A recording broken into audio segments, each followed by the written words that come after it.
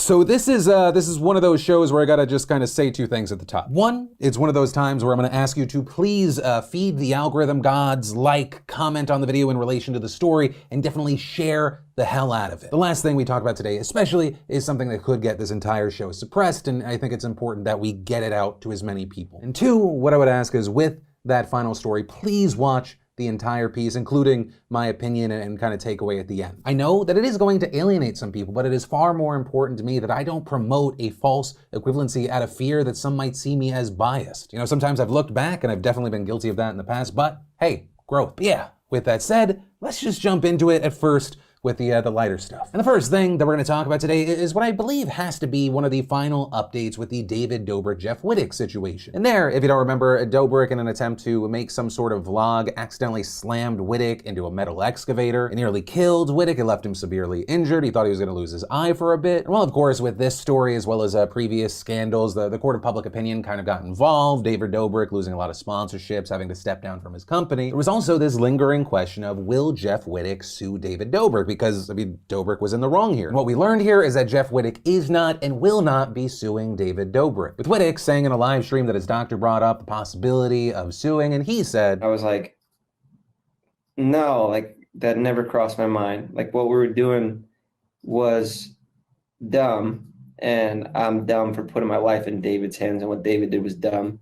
But just the way I was raised, you know, maybe it's a good thing, maybe it's a bad thing, but I'm loyal. With Wittek saying that his parents taught him not to sue, especially if something was an accident, and continuing, when Dr. Amen heard what I said about that, he was like, if you sue people, you mentally stay hurt. And that was good advice. With Jeff continuing that while some people told him that the outlook is dumb, he says the money that he would get from a lawsuit wouldn't make him happier, and all it would do was hurt his friendship with David. And as far as my opinion on this, one, regarding Jeff Wittek kind of like staying loyal to a friend or having his boys back or whatever you want to call it, that's a really personal thing for someone, and I can't really comment on that because I don't have their relationship, though I have friendships with other people that I probably would be worried about them and cover their back even if they hurt me. Also for Jeff, what probably makes it easier is that from like the kind of shit show of the last few months, or I mean for him it's like been like a year, he's come out of all of this pretty fantastic. His viewership is up, subscribers are up, public opinion about him is great, which was really kind of a 180 prior to this, right? There were a lot of questions. His name was getting dragged through the mud because of the Dirty Dom situation. Also, people have talked about there possibly being a situation where his financial interests are tied to the success of David Dobrik and Dispo. And so ultimately, yeah, it's really a personal decision. I can't comment on that. But two, to that quote, if you sue people, you mentally stay hurt. I think that's bullshit. One of the very few regrets I have in my life is not suing a company that fucked me over. And a big part of the reason why I didn't sue is I thought it was just gonna be mentally taxing on me, and I was worried that there was gonna be a potential splashback on friends that,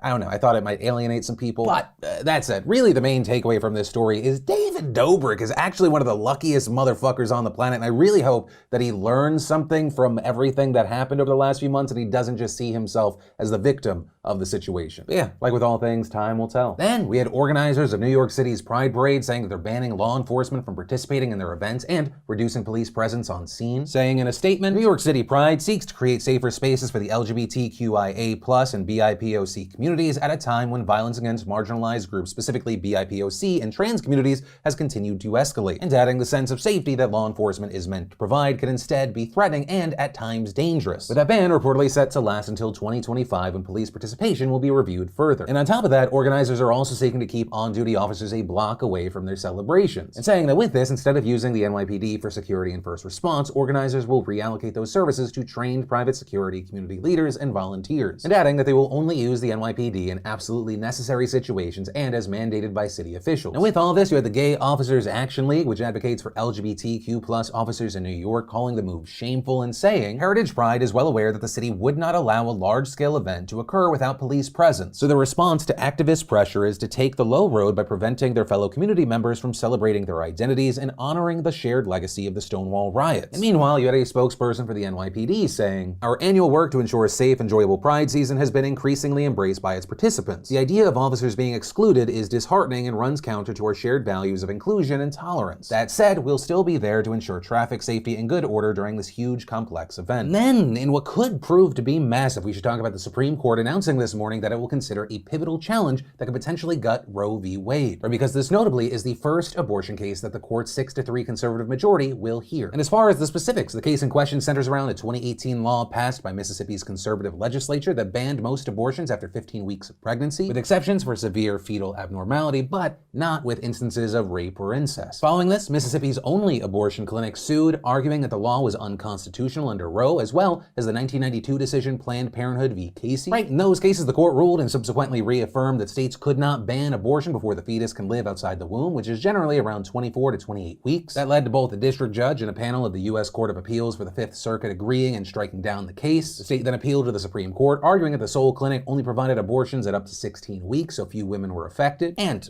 here's the thing, while that may be true in Mississippi, this case goes way beyond just one state. Mississippi is one of several Republican-led states that have approved restrictions that violate past SCOTUS rulings on fetal viability since 2019. And while yes, all have been blocked or struck down by courts and none have gone into effect, that has been part of the plan. The ultimate goal has been to get these cases, or really specifically at least one case, to the Supreme Court. And with this specific decision to take up the challenge, the Supreme Court explicitly is saying that it would examine whether all pre-viability prohibitions on elective abortions are unconstitutional. Meaning that if this new 6-3 conservative majority rules in favor of Mississippi, it could easily pave the way for more states to pass laws and significantly limit when people can get abortions without the risk of those laws being held up in court. Like I said, this has been the plan. I mean, you even had a district judge who first ruled on the case explicitly saying in his decision to block the law, the state chose to pass a law it knew was unconstitutional to endorse a decades-long campaign fueled by national interest groups to ask the Supreme Court to overturn Roe v. Wade. Which is why you have so many experts today saying the SCOTUS decision to take up the case represents the most significant ruling on the topic since the 1992 ruling nearly 3 decades ago. But as far as what will ultimately happen there, we're gonna have to wait. The Supreme Court will likely hear the case this fall and then issue a decision next summer. So with this story, I wanna ask you 2 questions. 1, what do you think will happen? And 2, what do you want to happen? Where do you stand on this issue? But from that, I want to take a second to thank the fantastic sponsor of today's show, Stamps.com. Did you know that with Stamps.com, you can get up to 40% off post office rates and up to 66% of UPS rates? That's right, major savings on UPS shipping as well. And whether you're a small office sending out invoices, an online seller shipping orders, or even a giant warehouse sending thousands of packages a day, Stamps.com is great for any size business. Print official US postage from your computer 24/7 for any letter, package, and class of mail anywhere you want to send. Personally, I love how convenient and cost-effective it is for me and my business. I mean, I can get all my mailing and shipping done without even leaving my house. With Stamps.com, you don't have to compromise. It saves you time and money. It opens me up to be even more invested in producing the show and working on the new studio, as well as merch designs for our next drop. We all only have so much bandwidth. And best of all, right now, you can get a 4-week trial plus free postage and a digital scale when you use code PHIL. There's no risk, no long-term commitments, and no contracts. Just go to Stamps.com, click on the microphone at the top of the homepage, and type in PHIL. That is Stamps.com, code PHIL. And then we should definitely talk about what's happening between Israel and Gaza, heavily escalating over the weekend. Right, so like most things with this whole situation, when this all started will lead you down a rabbit hole. But the quick version here is that Hamas was upset about how Israel treated worshippers at Al-Aqsa Mosque during Ramadan and over Israeli settlers pushing Palestinians out of their homes in the East Jerusalem neighborhood of Sheikh Jarrah. This led to Hamas issuing an ultimatum that Israel ignored, and the group then launched rockets into Israel. And since then, a ton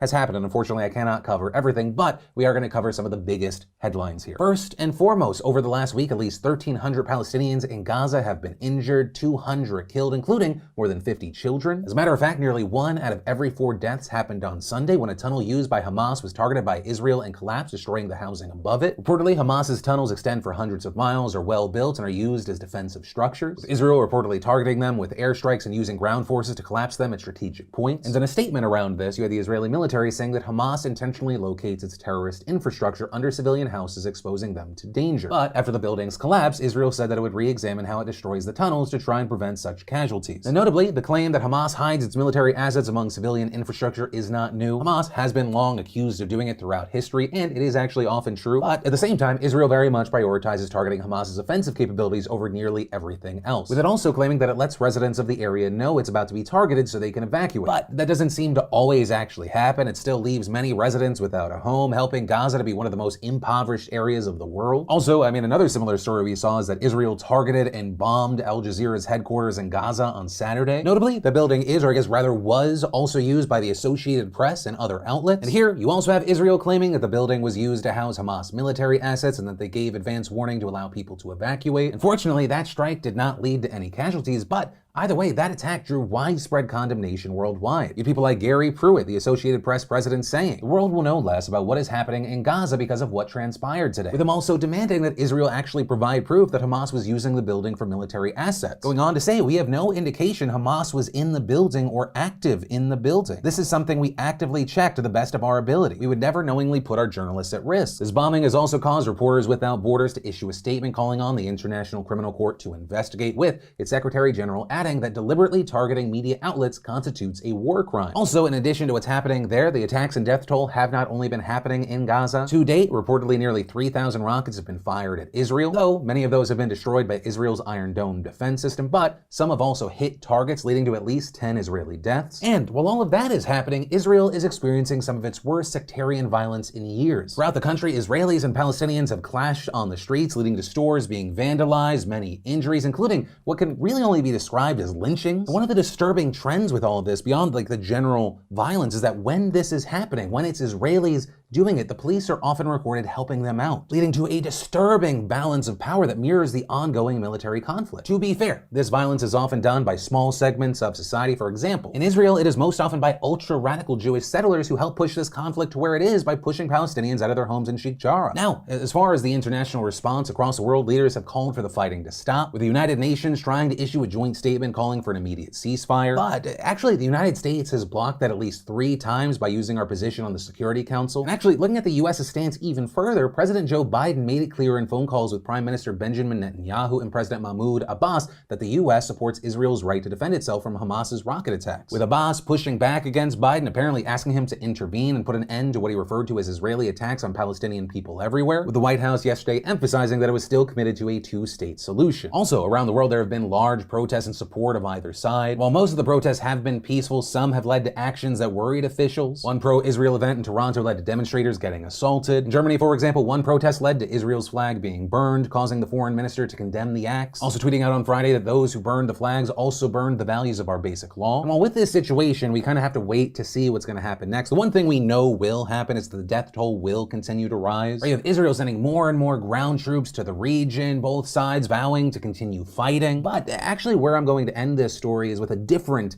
kind of fighting around this situation. That is the fight around public perception and public opinion of what is happening. You're seeing Israel's social media teams kind of just going full steam ahead. I was watching TikTok yesterday. I thought I was watching something that was like a Nike ad. It was like 15 seconds to text someone back, 15 seconds to fold a shirt, and 15 seconds to run away from Hamas's rockets, as well as posting videos with captions like what's really going on in Israel, and even noting in that video that social media has been inundated with regular people and celebs promoting the plight of the Palestinian people. And actually, they've gone even further there, specifically pointing to individual celebrities. Bella Hadid, for example, has gotten a lot of attention, both positive and extremely negative. She posted about and joined a pro-Palestinian march in New York. Bella's father is Palestinian, and over the past couple of days, she's been posting about her Palestinian family, sharing photos and writing that they were taken out of their homes in 1948 and had to become refugees. And when sharing photos of the march she attended over the weekend, she had the caption, "The way my heart feels to be around this many beautiful, smart, respectful, loving, kind, and generous Palestinians all in one place. It feels whole. We are a rare breed. It's free Palestine till Palestine is free." At one point, even live streaming the march, and actually this got the attention of the State of Israel's official Twitter account, with them taking aim at Bella and shooting out the tweet. When celebrities like Bella Hadid advocate for throwing Jews into the sea, they are advocating for the elimination of the Jewish state. This shouldn't be an Israeli-Palestinian issue. This should be a human issue. Shame on you. With them further arguing that they're saying this because she joined in on a chant that says, "From the river to the sea, Palestine will be free," arguing that that phrase is used by people calling for the elimination of Israel. However, Palestinian activists have argued against some of the criticisms of this phrase, including that some call it anti-Semitic, saying that it refers to the political and geographic landscape of Palestine and Israel, not the religious landscape, noting that Palestinian activists use it to call for the rights of Palestinians in those borders. Gigi Hadid has also been on the receiving end of a lot of harassment, people accusing her of being anti-Semitic, advocating for the killing of people in Israel, and to this she ended up responding, "I condemn anti-Semitism. I am not trying to kill you, nor would I ever want that. I do not wish any more deaths upon Israelis, just as I feel about Palestinians. What I do want is is equal rights for Palestinians. There are also Jewish Palestinians and Christian Palestinians, as there was coexisting with my father's Muslim Palestinian family when he was born in Palestine in 1948. I wish you peace. Also with this, we've actually seen a large number of Jewish Americans speaking out against the Israeli government, even seeing the likes of YouTube's own Ethan Klein tweeting, "The Israeli government is making me sick. Even if Hamas is operating out of a civilian building, it doesn't justify the total destruction of that building. It's inhumane. Netanyahu is a piece of shit warmonger and needs to go. As a dual citizen, I love Israel and the Israeli people. They deserve a government that actually believes in peace and not force and violence." And personally, I will say, whether it be an Ethan Klein or really any other Jewish American, I think it is helpful when they speak out, because it illustrates this incredibly important point that what the Israeli government is doing in the name of the Jewish people is separate from the will of many of those people, and that criticisms of violence perpetrated by that government is not anti-Semitic in and of itself. And it's like, no, those are two different things. I think it's really important we get that common ground, because there are a lot of legitimate reasons to be disgusted by and criticize the Israeli government. Because while I think there are certain avenues here, I mean, people like John Oliver had said this, certain areas that you can kind of both sides this thing, you can't do that with the whole situation. One side has killed significantly more civilians and children. One side specifically targeted a building that housed news organizations, Al Jazeera, the Associated Press, and has not provided proof as to the reason why they were destroyed. One side has been kicking people out of their family homes that they've had for decades, and one side is memeing the absolute devastation and destruction and death that it's been bringing. And understand, when I criticize the Israeli government, this isn't me talking about all Jewish people. It's me, just like Hamas does not represent every Palestinian, the Israeli government does not represent every Jewish person. And the unfortunate truth is that America, or at least the American government, is somewhat complicit. We give $3.8 billion in military aid to Israel every year. Hell, even at the Washington Post reporting today that the Biden administration has now approved $735 million worth of precision-guided weapons to be sold to Israel. Right, so we're doing that. You've got Biden saying, keep doing what you're doing. The United States blocking a call for a joint statement to call for a ceasefire. I mean, I almost want to call this insane, but really the best descriptor is it feels like the United States is complicit in what appears to be war crimes. But yeah, that's some of the stories, some of the reactions, a little bit of my personal opinion, and now I pass the question off to you. What are your thoughts with all of this? And ultimately, with this story, or honestly anything else that stood out to you today, I'd love to know your thoughts in those comments down below, because this